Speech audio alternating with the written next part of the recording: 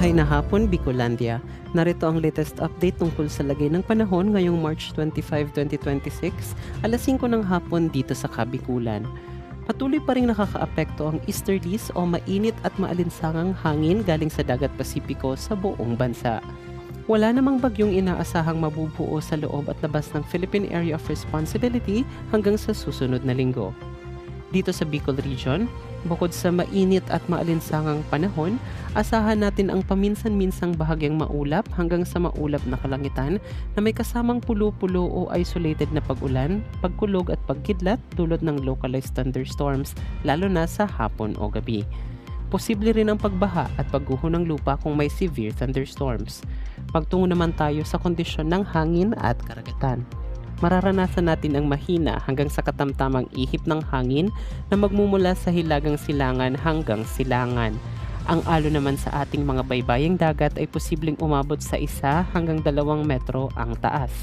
Wala namang nakataas na gale warning sa mga baybayin ng ating rehiyon. Ang agwat ng temperatura sa Kabikulan bukas ay maglalaro sa 23 to 32 degrees Celsius. Inaabisuan ko ang lahat na mag-ingat sa posibilidad ng heat cramps at heat exhaustion dahil ang heat index o ang init na mararamdaman ng ating katawan bukas ay maaaring umabot sa 38 degrees Celsius.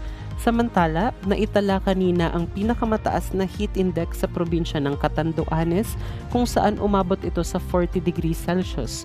Pangalawa naman ay sa Sorsogon na umabot sa 39 degrees Celsius at pumangatlo naman ang probinsya ng Camarines Sur at Albay kung saan umabot ito ng 38 degrees Celsius. Paalala po na lubhang mapanganib sa ating kalusugan ang matagal na exposure sa araw kapag ganito kataas ang temperatura.